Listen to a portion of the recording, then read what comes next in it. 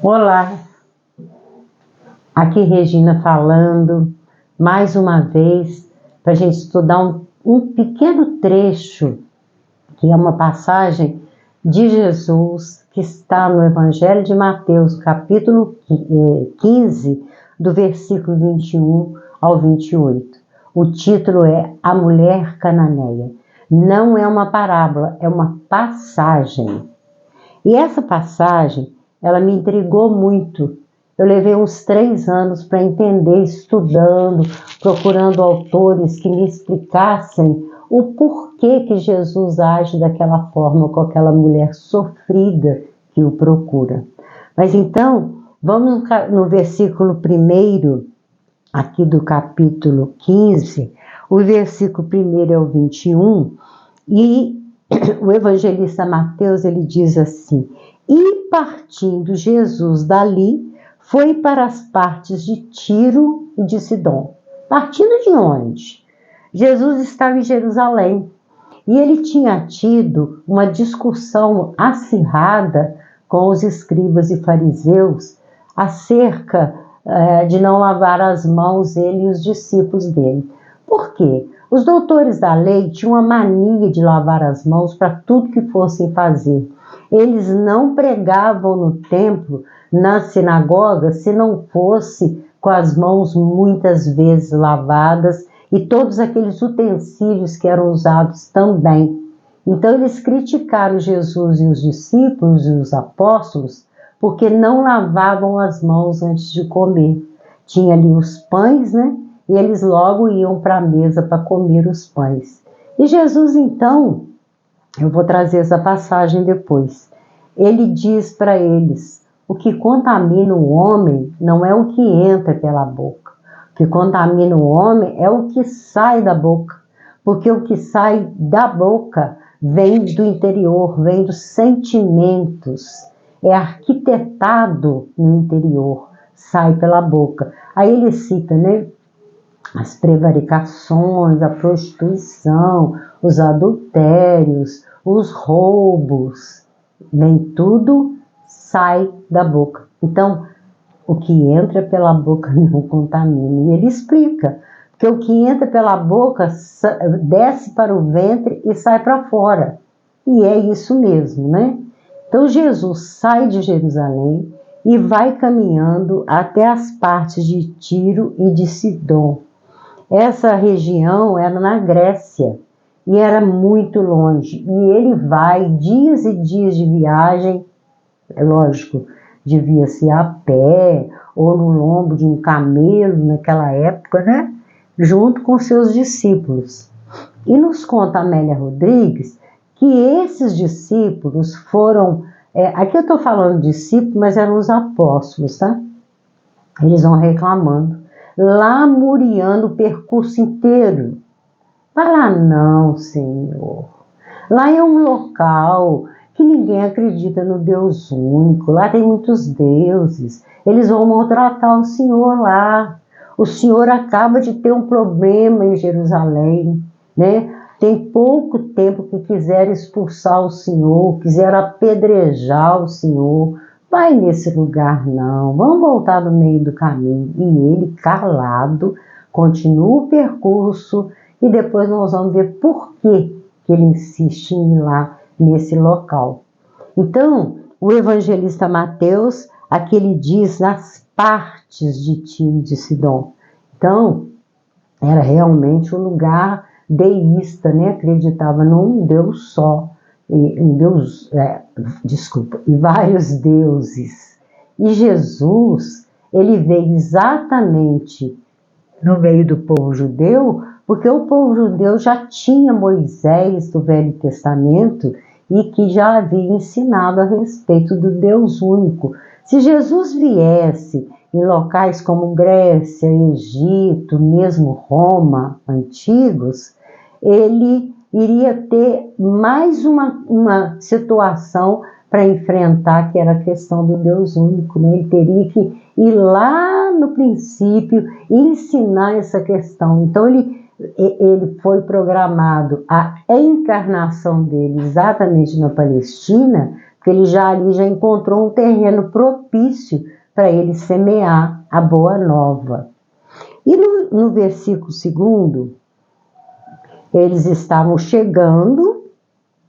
É diferente do Evangelho de Marcos, que Marcos diz que ele entra numa casa. Aqui, Jesus estava ainda chegando na cidade e veio uma mulher correndo. Vamos ler o versículo aqui, ele é bem grandinho. E eis que uma mulher cananeia, também pode ser cananita, os dois termos são certos, que saíra daquelas cercanias e clamou dizendo: Senhor, filho de Davi, tem misericórdia de mim, que minha filha está miseravelmente endemoniada.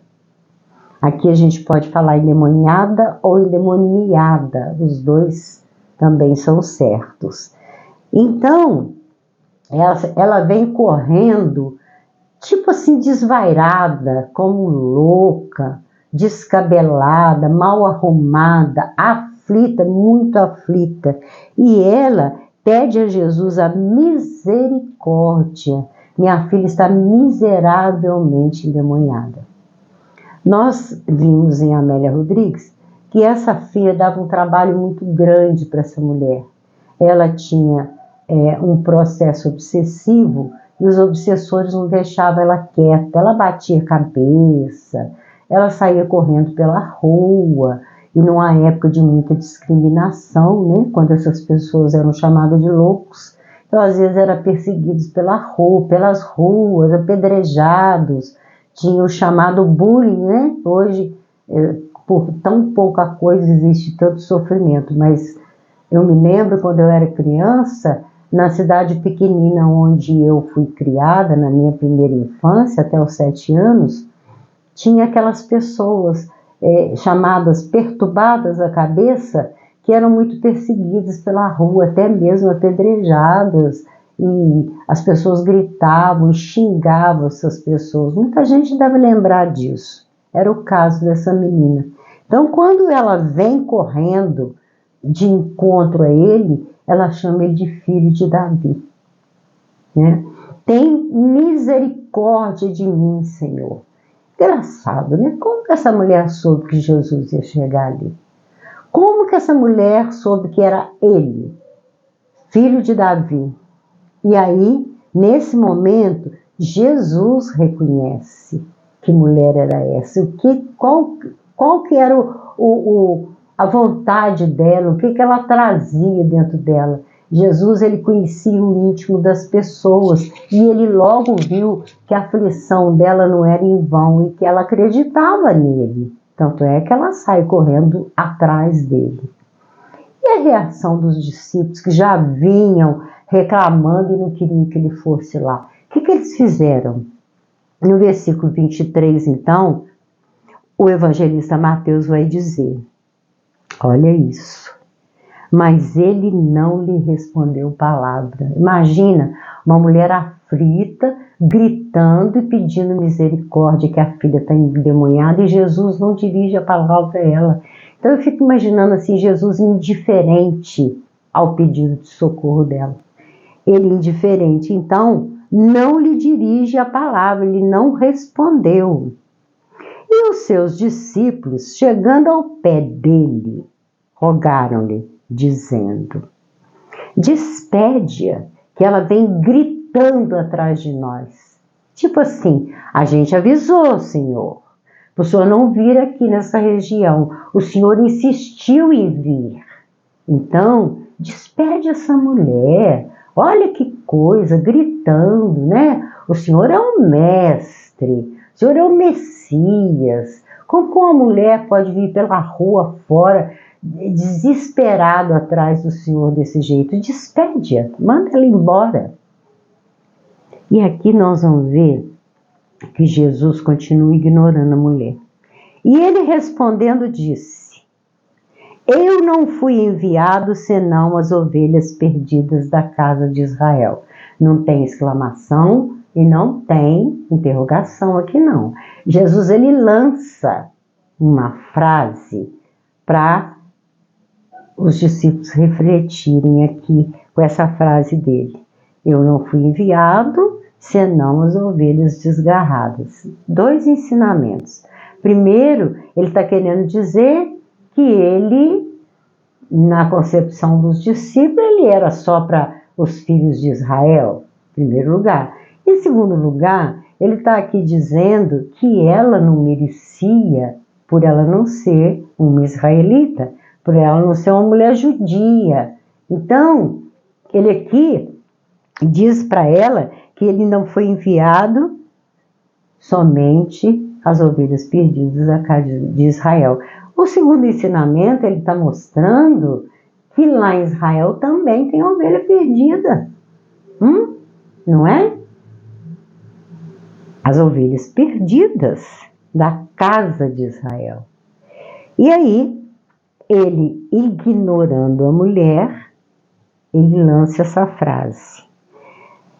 Quando o evangelista Mateus diz que eles rogaram, eles já estavam implorando Jesus para despedi-lo. E Jesus continua ignorando a mulher. E aí, então, chegou ela e adorou-o. O que é adorar, gente? Ajoelhar aos pés de Jesus. Se colocar numa posição de inferioridade, ainda mais depois do que ele falou, casa de Israel, né? As ovelhas de lá, eu fui enviado para elas e não para você. Você é uma mulher grega, sírio-fenícia, por que eu vou te dar atenção? Ela então adora, ela não se incomoda com a resposta de Jesus. E ela então diz para ele, Senhor, socorre-me. Socorro, Jesus. E aqui nesse momento, eu me lembro, quando eu dei uma lidinha aqui antes, eu estava me lembrando de um caso acontecido com a minha mãe. Eu não gosto de casos particulares para contar, não. Nunca gostei. Mas esse eu vou trazer porque é bem parecido com a rogativa dessa mulher. A minha mãe, apesar de muito pobrezinha, nós vivemos uma vida de muita pobreza na minha infância. Ela criava filho dos outros. Por que eu digo criava? Porque naquela época, eu tinha aí meus 7 anos quando isso começou, viu, gente? Eu tô com 76, desculpa, 76. Aí eu diminuindo 10 anos na minha idade. Eu não gosto disso, não. Eu acho isso uma bobagem muito grande. Estou com 76 anos. Vocês imaginam quanto tempo tem isso? A minha mãe criava, que é diferente de adotar.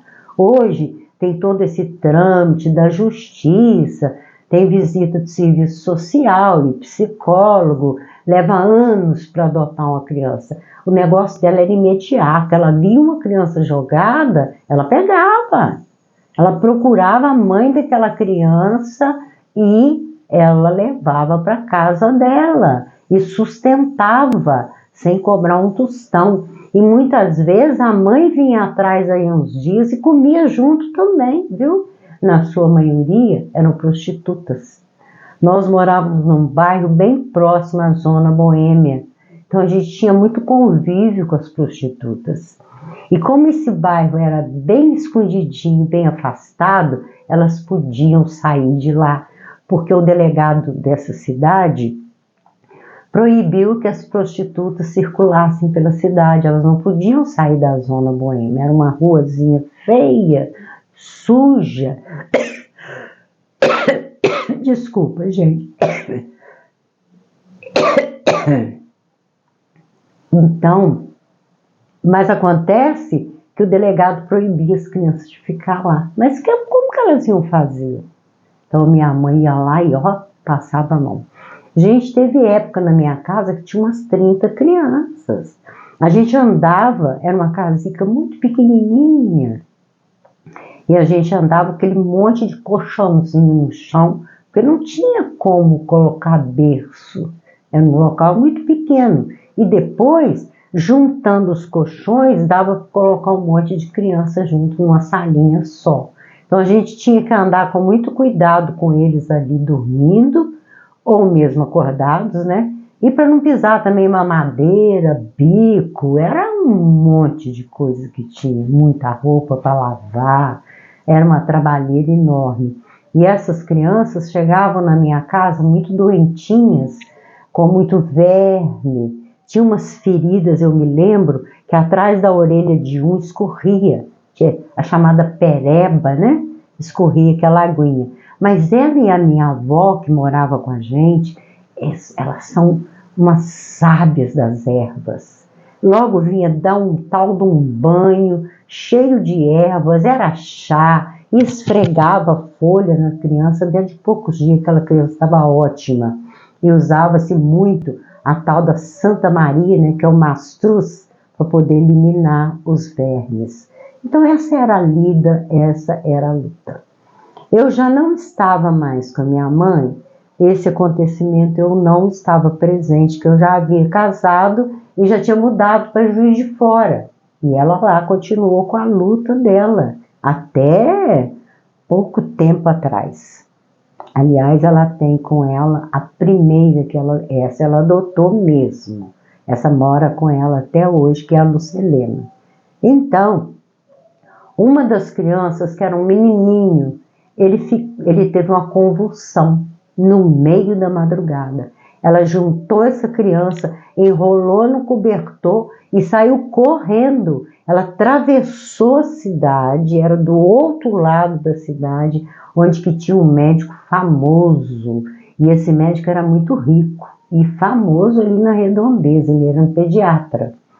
Nessa cidade tinha 3 pediatras, todos 3 não gostavam que a minha mãe procurasse, porque eles sabiam que tinha que ser de graça mesmo, ela não ia pagar. E a casa onde ele morava era um sobrado. Todo mundo sabe o que é um sobrado, né? São 2 andares e ela grita, ele cá de baixo: doutor fulano, eu não vou aqui citar o nome nem da cidade nem do médico, que não cabe ficar colocando o nome das pessoas, né? Doutor fulano, essa criança está com muita febre e ela está tendo uma convulsão e eu não sei o que fazer. Ele abriu a janela lá em cima, no 2º andar. Quando olhou para baixo, ele falou assim: ih, é a mulher da creche. Olha só, naquela época não tinha creche, gente. Então, ele já ia fechando a janela e ela falou: não faz isso não, doutor fulano. Ele está tendo uma convulsão, ele vai acabar até tendo aqui um ataque e até morrer. E eu trouxe para o senhor me ajudar. Ele então falou assim: ah, vai embora, sai daqui, eu não aguento mais, que nem dormir eu posso. Isso é hora de bater na minha porta e me acordar e acordar a minha família inteira. Quando ele já ia fechando a janela para esconder dela, ela disse para ele assim: doutor fulano, o senhor pode me xingar, pode me expulsar, o senhor pode fazer o que o senhor quiser comigo, mas atende essa criança que está morrendo. Olha só, ele fechou a janela e ela continuou lá, ela era tupetuda, era. Pessoas para fazer essas coisas tem que ser muito forte, tem que ter pulso forte. E ela ficou lá, ele desceu, atendeu a criança, aplicou logo uma injeção e daí a poucos dias ele deu o receituário e aí foi a luta da farmácia, né, para comprar os tais dos remédios que o menino tinha que tomar. Mas ele ficou bom, bonitinho, sabe? Muito levadinho, mas gostava de cantar, uma gracinha de criança. Essa é a história da minha mãe. Pela insistência dela, você me socorre. Só pode me xingar, pode mandar embora, pode me expulsar, mas socorre essa criança que está morrendo. É o caso aqui da mulher cananeia, né? O senhor está me humilhando, mas não tem problema. Eu vou ajoelhar nos seus pés e vou te rogar. Socorre-me.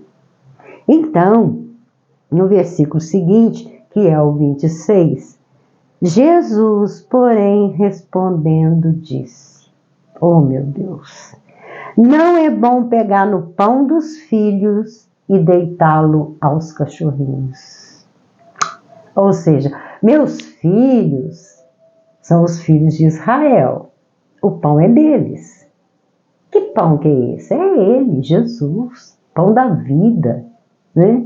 Mas não é bom dar esse pão para os cachorrinhos. Você é um cachorrinho. Você é uma discriminada. E eu, quando cheguei nesse ponto dessa passagem, eu falei, não vou aplicar isso nas palestras, não. Tá muito esquisito o jeito que Jesus está tratando essa mulher. E eu não concordei. Gente, uns 3 anos. Eu fiquei procurando esses autores maravilhosos, Martins Peralba, Eliseu Rigonati, Joana de Anjos, Amélia Rodrigues e tantos outros, mas muitos outros, André Luiz, Emmanuel, para me explicar essa passagem. E olha, não encontrei. Foi mesmo por intuição. Quando eu já tinha desistido, já fui fazer, né, outras passagens e parábolas também, de repente começou a vir para mim, na minha sensibilidade que eu tenho muito grande.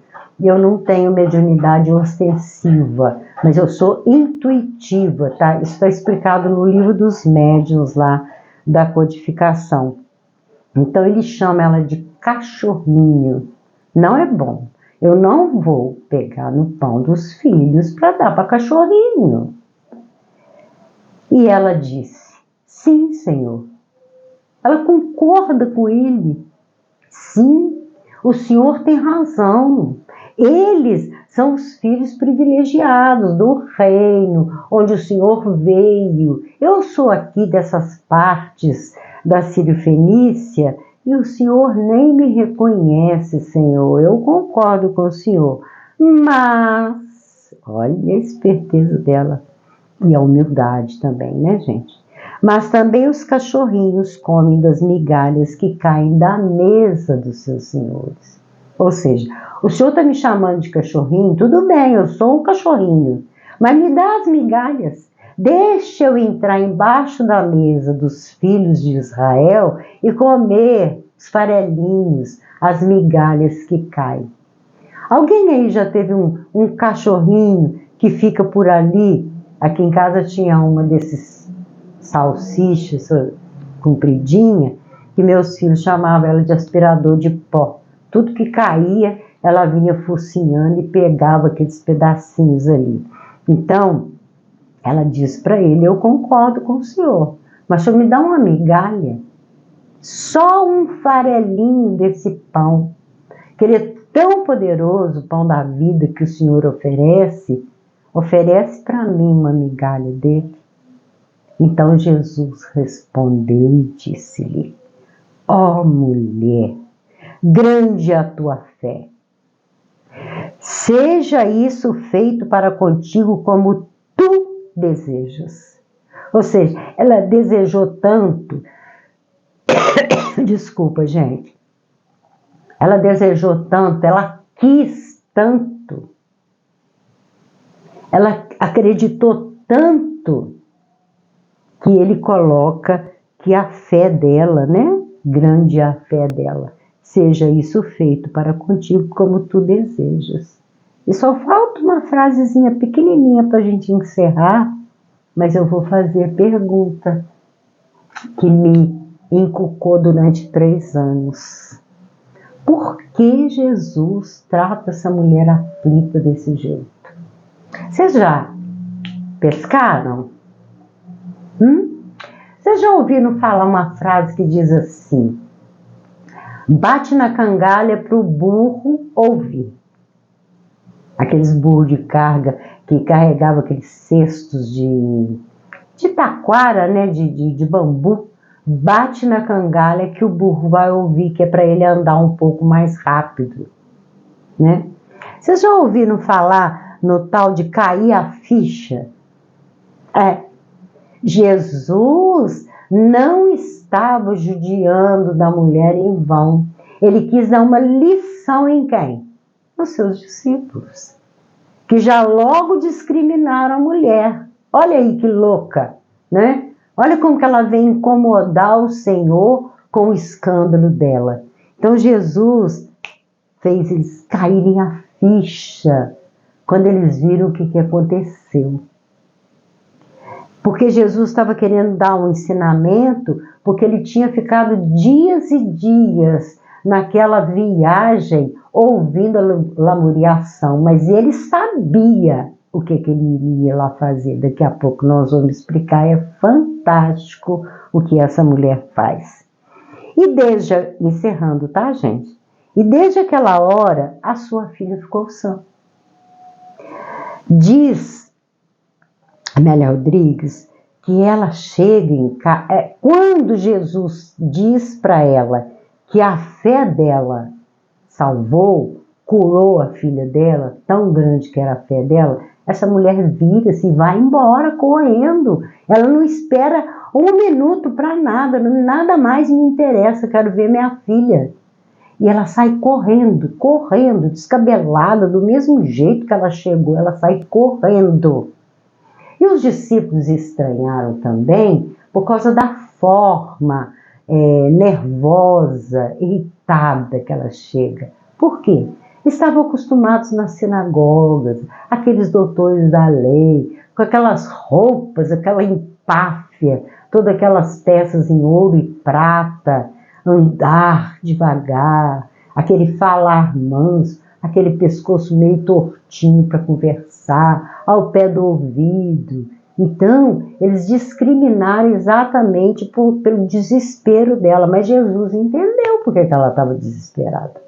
Talvez agora a gente também entenda, mas será que a gente estivesse lá, nessa hora que ela vem correndo desvairada, será que a gente também não ia julgar?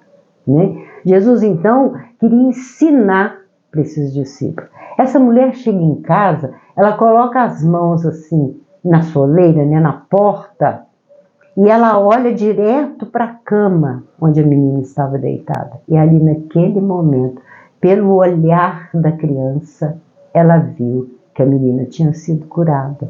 Ela estava mansa, calminha, quietinha, não fez aqueles escândalos que ela estava acostumada a fazer. E a mulher aí viu que ela tinha, né, lá no Evangelho de Marcos, ele diz que ela logo viu que ela tinha se livrado dos seus obsessores, né? Ele não usa a palavra obsessor, ele usa a palavra Satanás, né? O diabo, o demônio.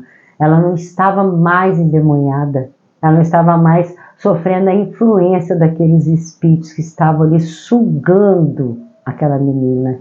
Então, é muito bonita essa parte em que ela vai verificar e chega lá, diz Amélia Rodrigues que ela chora copiosamente de ver que valeu a pena ter passado pela humilhação, ter passado por toda aquela situação que ela passou e estar ali agora vendo sua filha curada. Jesus é fantástico, gente. Numa simples, pequenina passagem, ele ensina aos discípulos. Tem uma outra passagem que ele diz: não julgueis pela aparência, julgai antes pela reta justiça. Olha o interior da criatura, o que está acontecendo com ela.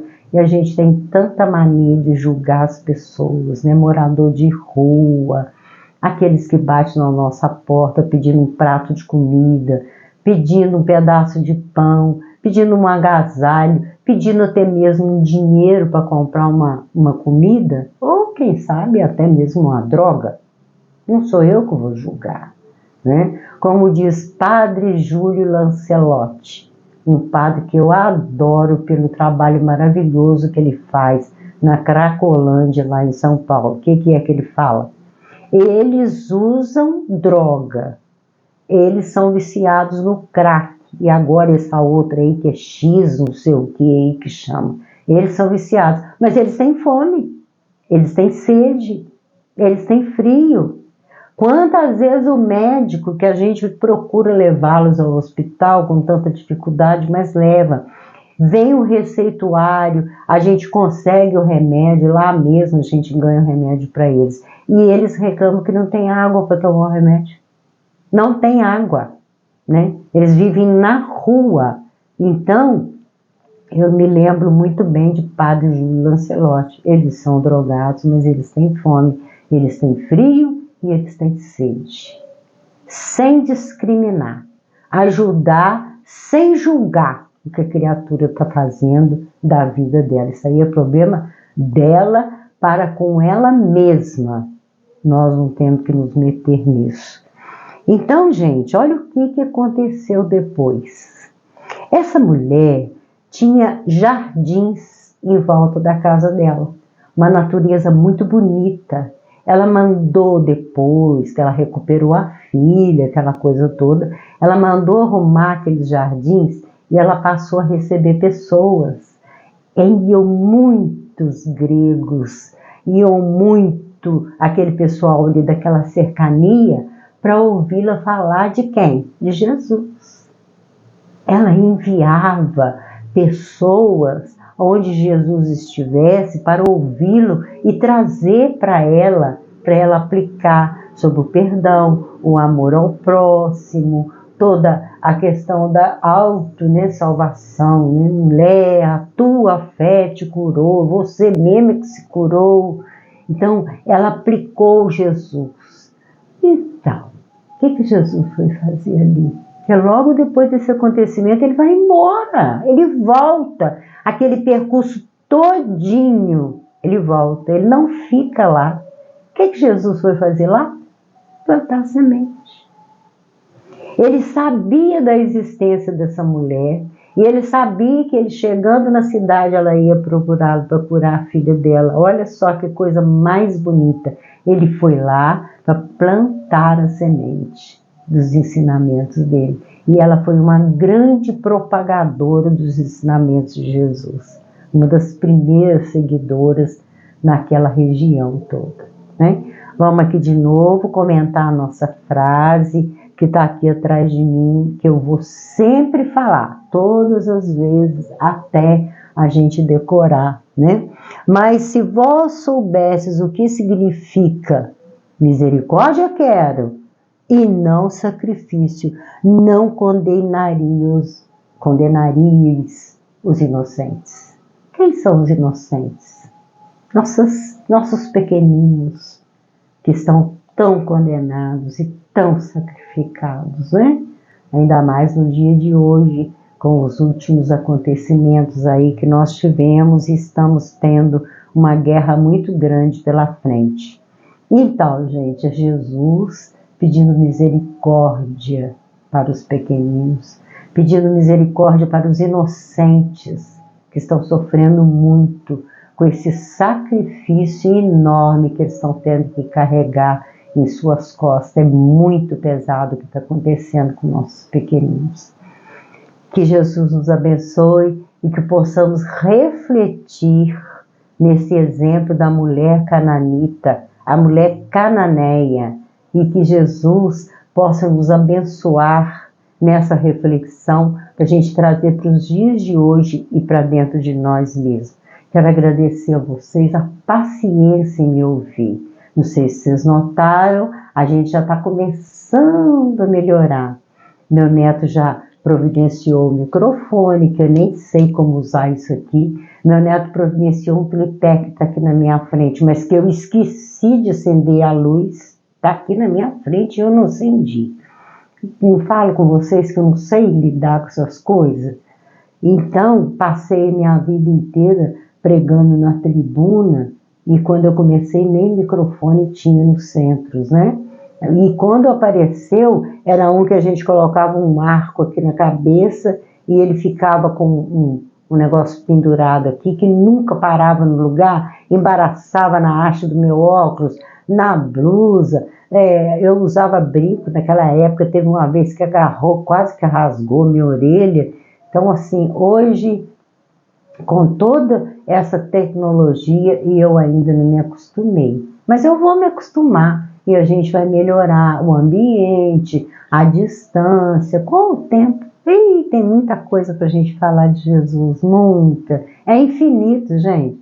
Mesmo que a gente reencarne aí umas 10 vezes, não dá para a gente falar de tudo que Jesus deixou. Que Ele nos abençoe. Muito obrigado. Um beijo no coração de cada um de vocês.